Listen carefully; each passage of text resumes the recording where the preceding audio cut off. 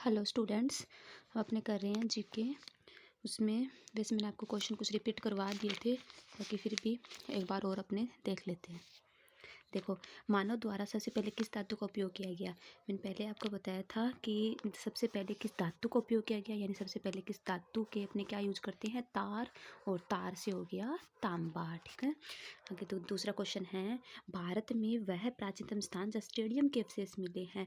ये बताया था, स्टेडियम से क्या होती है, स्टेडियम में अपने क्या देखते हैं, मूवी। और मूवी में क्या होती है, धोली धोली हीरोइन होती है ना, तो धोली धोली से धोलावीरा। ठीक है, तीसरा क्वेश्चन, सिंधु सभ्यता में अनाज के बड़े बड़े कोठार कहाँ मिले हैं।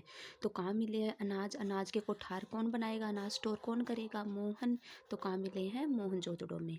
बैलगाड़ी के इक्के के साक्ष्य कहाँ मिले हैं। बैलगाड़ी का जो इक्का होता है, ऐसे लग रहा है जैसे कोई ढोलक है, और ढोलक पे क्या करते हैं, सारे चारों ओर इकट्ठे होकर के हड़प्पा हड़प्पा करते हैं, चारों से चहूदड़ो, हड़प्पा से हड़प्पा।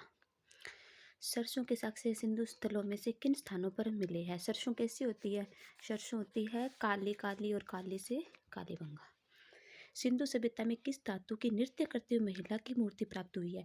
तो नृत्य करती हुई महिला की मूर्ति बतानी है, तो जब महिला नृत्य करेगी तो घर में क्या होगी, कांस होगी, कांस से कांस्य।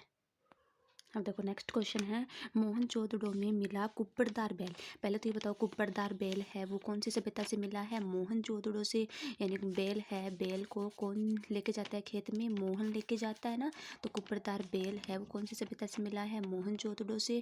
और कहते हैं कि कौन से मतलब पत्थर पर अंकित है, यानी कि जो कौन से धातु के पत्थर पर अंकित है। तो जैसे ये कुब्बड़ होती है ना, ये कैसी लग रही है, ये सॉरी हाँ कुब्बड़ होती है, वो कैसी लग रही है, जैसे कोई तार हो। तो कौन से धातु पर अंकित है, ताम्र पत्थर पर। ठीक है, इसका हो जाएगा ताम्र पत्थर। नेक्स्ट क्वेश्चन है, भारतीय पुरातत्व विज्ञान का पिता किसे कहते हैं। देखो, पुरातत्व विज्ञान क्या होती है, जहाँ क्या प्राचीन जो चीज़ें थी वो मिली थी। तो पुरातत्व विज्ञान जो प्राचीन चीज़ों की खोज करने के लिए कौन गया था, कोई व्यक्ति गया था, और वो पैदल तो जाएगा नहीं, वो किस पे जाएगा, मार्शल पर। किस पे जाएगा, मार्शल पर। तो इसका हो जाएगा जॉन मार्शल। निम्नलिखित नगरों में से क्षेत्रफल में कौन सा सबसे अधिक विस्तृत था, सबसे अधिक फैला हुआ था। तो कौन सा नगर है, जो नगर सबसे अधिक फैला होगा, जो सबसे ज़्यादा प्रसिद्ध होगा, तो वहाँ के लोग बहुत खुशियाँ मनाएंगे। और खुशियाँ कैसे मनाएंगे, हड़प्पा हड़प्पा करके नृत्य करेंगे ना, तो हड़प्पा। फर्श पर अलंकृत ईंटों का एकमात्र स्थल मिला है, कौन सा मिला है। तो इसमें बताते हैं, तो जो ईंटें अलंकृत है वो किस रंग की है, काले रंग की है ना। यानी कि जो ईंटों में डिजाइन बने हैं वो काली लाइनिंग है, काली लाइनिंग है, तो इसलिए कौन सी हो जाएगी, कालीबंगा। आर्यों की सबसे प्रमुख नदी कौन सी है। देखो, प्रमुख नदी क्या होती है, देवी के समान होती है, और अपनी प्रमुख देवी कौन है, सरस्वती। भारतीय वेदांत दर्शन का आधार है, जो दर्शन का जो आधार, यानी आधार से ऐसे सबसे जो ऊंचा होता है, यानी ऊपर, और सबसे ऊपर कौन सा है, उपनिषद। यानी कौन सा आधार है, मतलब जो वेदांत दर्शन का आधार कौन सा ग्रंथ है, तो वही ग्रंथ आधार होगा जो सबसे ऊपर होगा, और ऊपर से उपनिषद। हिंदू यानी भारत की जनता के संदर्भ में हिंदू शब्द का प्रयोग किसने किया सबसे पहले। तो हिंदू तो अपने बार बार सुनते हैं, या हिंदू हिंदू तो कितने बार सुन लिया हमने, अरबों बार, तो अरबों न्यूज के। निम्नलिखित में से किसने सबसे पहले भारत को इंडिया कहा है। तो भारत को इंडिया सबसे पहले किसने कहा है। इंडिया एक कौन सा वर्ड है, अंग्रेजी वर्ड है, और इंग्लिश में अंग्रेजों में क्या होती थी, रानियाँ होती थी ना अंग्रेजों में, जैसे विक्टोरिया वगैरह, ये रानियाँ होती थी, उनका शासन होता था। तो इंडिया किसने कहा है सबसे पहले, रानी से यूनानी। नेक्स्ट क्वेश्चन है, ऋग्वेद में दुहिता शब्द का प्रयोग किया गया है। दुहिता यानी दुविधा, और दुविधा में कौन काम आती है, बेटी पुत्री। तो पुत्री के लिए क्या यूज किया गया है, दुहिता वर्ड। सबसे प्राचीन दर्शन किसे माना गया है। सबसे पुराना दर्शन अपने कहते हैं इतना पुराना है कि उसकी तो हमें क्या नहीं याद होती, हमें संख्या ही याद नहीं होती। तो किसको माना गया, सांख्य को। गायत्री मंत्र किस देवता से संबंधित है।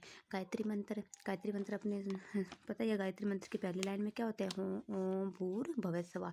तो भूर यानी बोर, और भोर यानी सुबह सुबह में क्या दिखाई देता है, सूर्य। तो सूर्य के लेके, सूर्य जो गायत्री मंत्र किससे संबंधित है, सूर्य देव से संबंधित है। जहाँ औरतों की पूजा होती है वह भगवान का वास होता है, किंतु जहाँ उनका सम्मान नहीं किया जाता सभी कार्य निष्फल हो जाते हैं। ये वर्ड किसने कहा, हम कह देंगे कि देखो औरतों के लिए बहुत अच्छा कहा है। अच्छा किसने कहा, जिसका मन बिल्कुल साफ होगा वही कहेगा। तो मन साफ, मन से मनु समृद्धि ने क्या कहा है, औरतों के लिए अच्छी बात कही है। अब देखो, बोगज कोई कहाँ स्थित है और इसका क्या महत्व है। बोगज कोई एक जगह है, ठीक है। और ये कहाँ पे हम कह देंगे कि ऐसी कोई जगह है, ऐसी कोई जगह है जहाँ पे सब क्या करते हैं, ऐश करते हैं। सब ऐश करते हैं। ऐश क्यों करते हैं? क्योंकि वहाँ पे क्या है, देवी देवताओं का वास है। जहाँ देवी देवताओं का वास होता है वहाँ सब ऐश करते हैं।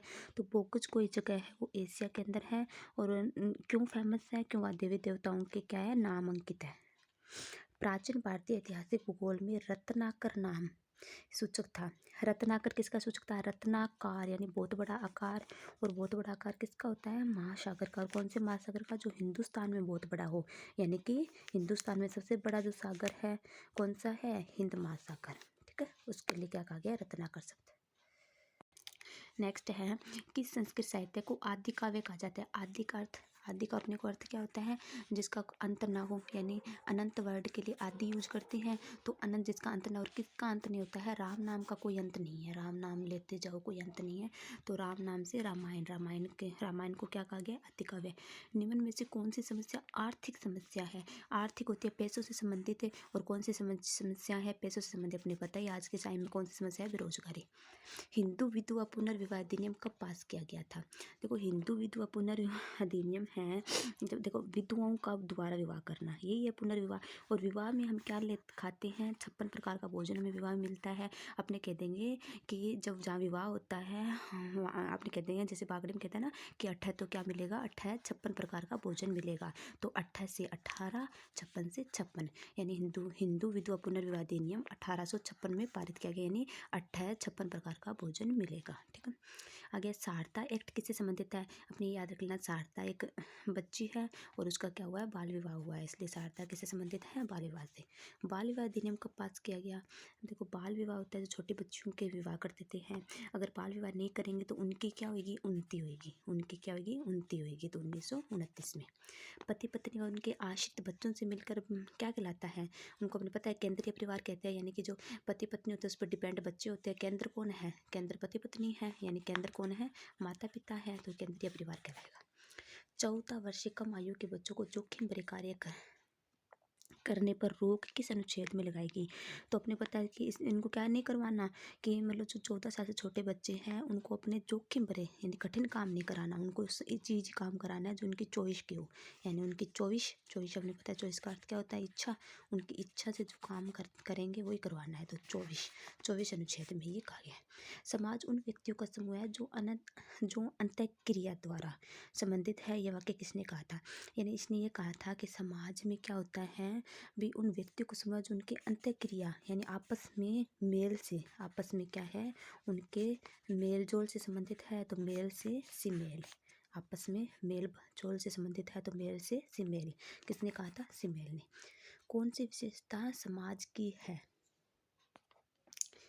ये विशेषता मैंने आपको बताया था, जिस टाइप के क्वेश्चन आ जाए तो अपने लगभग क्या करेंगे? उपयुक्त सभी करेंगे, क्योंकि इनमें जो लाइनें थी कि वो लगभग होता है। जब आपको कुछ ना आता हो और उपयुक्त सभी ऑप्शन में हो तो तुक्का लगाना हो तो क्वेश्चन आंसर उपयुक्त सभी ही करके आना, ठीक है। और इसमें भी क्या होती है, 2-3 लाइनें लिखी हुई है जो पता चलता है भी समाज अमूर्त है, यानी कि समाज जो होता है वो कोई मतलब कोई ऐसे फिक्स मूर्त तो नहीं है, उसकी कोई लिमिट नहीं है समाज की, यानी कि बहुत विस्तृत फैला हुआ है। समाज में समानता भिन्नता सभी होती है ना, समान लोग रहते हैं। समाज केवल मनुष्य तक सीमित नहीं है, वो पता ही है, सिर्फ मनुष्य तक ही सीमित थोड़े ना है, उनके बीच के जो मतलब रिश्ते नाते हैं वो भी समाज में ही आ जाते हैं, जैसे इसका पिता है, माता है, जो भी है। तो ये तीनों ही सही है, यानी इसका आंसर है उपयुक्त सभी आएगा। संयुक्त परिवार की कौन सी विशेषता नहीं है? यानी कौन सी विशेषता नहीं है? तो बाकी इसमें अब लिखा नहीं है, बाकी जो ऊपर वाली 3 विशेषताएं वो है। इसमें देखो, एक माता पिता व उनकी संतानों का होना, यानी कि ये तो अपने पता है माता पिता उनकी संतान से मिलकर के तो एकल परिवार ही बनता है, तो ये विशेषता नहीं है। दहेज निरोधक अधिनियम कब पास किया गया? अब इसमें मैंने आपको बताया था कि दहेज निरोधक में क्या करते हैं अपने, जो मतलब कि ना दहेज को रोकना है, मतलब जो दहेज प्रथा है उसको रोकना है। अब कैसे रोकेंगे? जब उनको दहेज रोकने के लिए उनको क्या होना होगा? उनको एक साथ होना होगा, है ना, उनको एक साथ इकट्ठा होना होगा।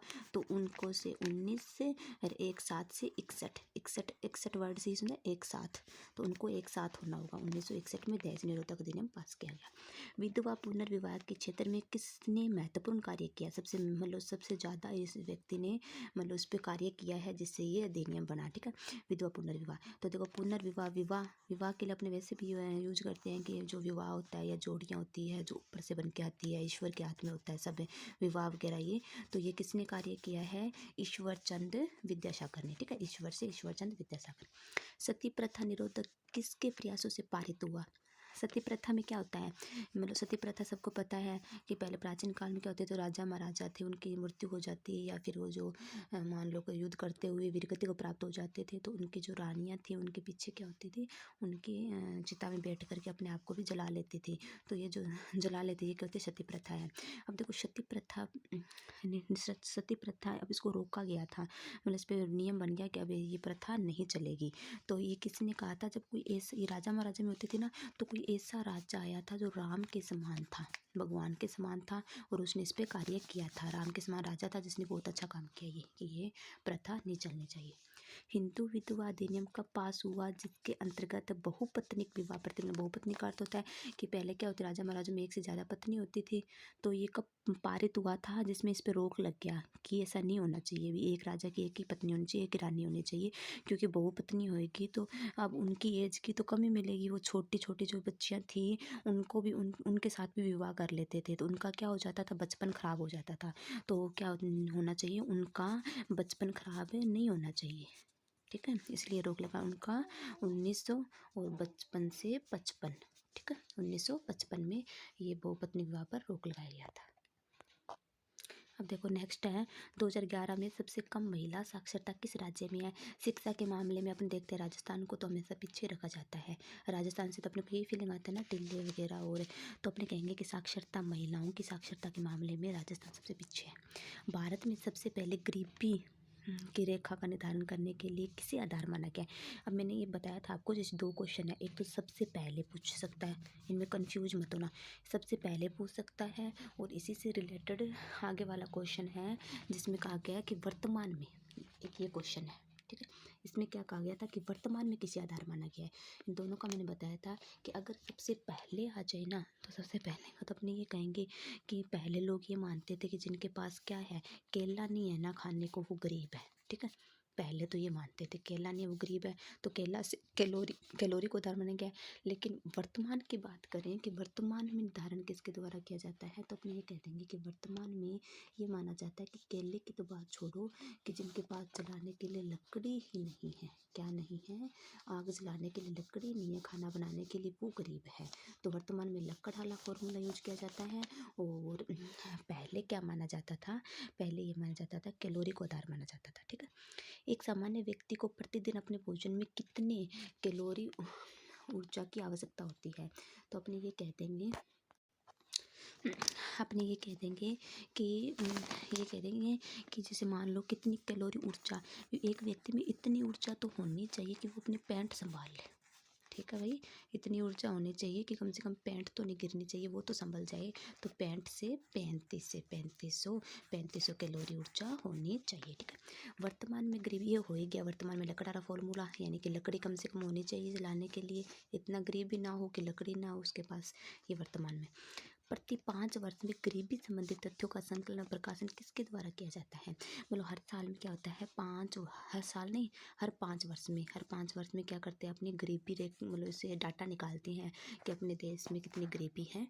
तो ये जो आंकड़े हैं उनको इकट्ठा करते हैं। संकलन का अर्थ सबको पता है, संकलन करना, इकट्ठा करना। तो इकट्ठा करना किनको, नमूनों को इकट्ठा करते हैं। और अब इकट्ठा करके फेंक तो नहीं देंगे ना, नमूनों को इकट्ठा करके अपने क्या करेंगे, नमूनों को इकट्ठा करके उनका सर्वेक्षण करेंगे, उनको सुरक्षित रखेंगे। तो सुरक्षित रखेंगे ताकि हमें 5 साल बाद में मेरी रिपोर्ट भी तो देनी है इसकी। तो इसमें क्या आ जाएगा कि राष्ट्रीय नमूना सर्वेक्षण द्वारा, इतना याद रह जाएगा ना, नमूना सर्वेक्षण। तो बस ये क्वेश्चन सॉल्व हो जाएगा। इसके द्वारा हर 5 साल में क्या किया जाता है, आंकड़ा निकाला जाता है, गरीबी वाले जो गरीबी से संबंधित जो भी डाटे तैयार किए जाते हैं। कौन सी विशेषता समाज की है, ये वही आ गया। समाज अमूर्तता है, कोई फिक्स मूर्त तो नहीं है, कोई लिमिट नहीं है। समाज में जागरूकता पाई जाती है, हाँ जागरूकता तो होएगी। समाज में समानता है, समानता सभी पाई जाती है। सहयोग है, सहयोग है, तो ये सारे इसमें क्या आ जाएगा, उपरोक्त सभी आ जाएगा। परंपरागत समाज की विशेषता नहीं है, कौन सी विशेषता नहीं है? देखो प्राचीन जो पुराना समाज था उसमें क्या था, ये आर्थिक दृष्टि से काफ़ी पिछड़े होते थे। देखो इसमें आपको ना चारों लाइनें लिखनी चाहिए।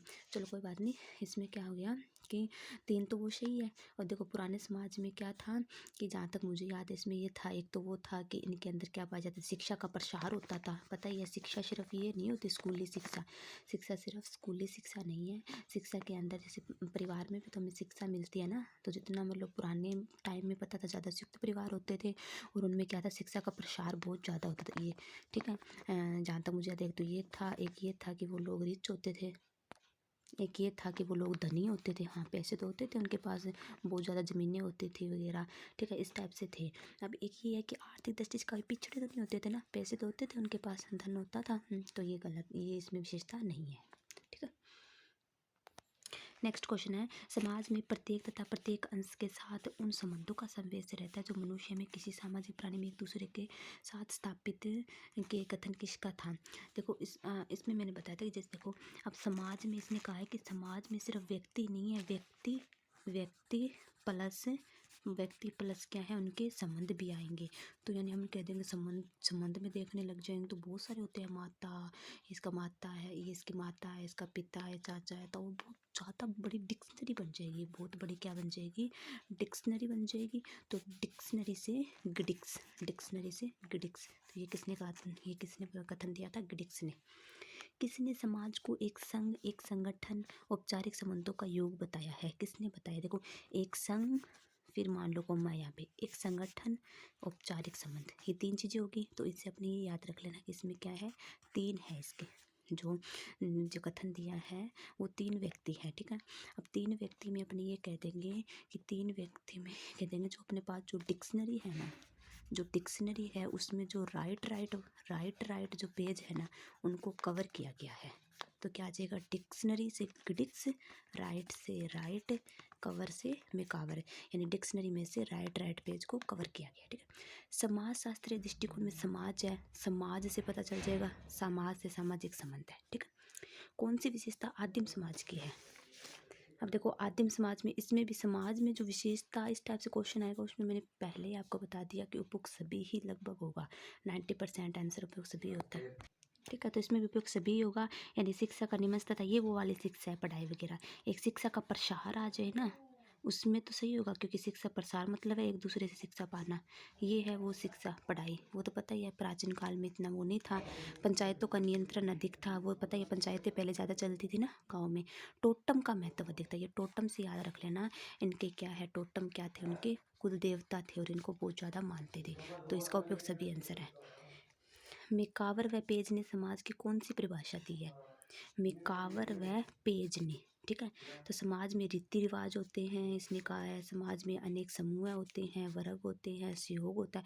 तो ये जो इसके 3 टॉपिक थे, तीनों ही कवर कर लिए। ठीक है, तो मेकावर ने क्या कवर कर लिया, सारे के सारे पेज कवर कर लिए, सारे पेज कवर कर लिए, पेज कवर कर लिए, इसका मतलब कि यहाँ पे जो आंसर आएगा वो उपयुक्त सभी आएगा। ठीक है, ओके, अभी अपने ना 46 क्वेश्चन कंप्लीट हो गए, स्टार्टिंग वाले जो अपने उसमें बुक में दिए हुए हैं, उनको रिवाइज कर लेना। Okay, bye.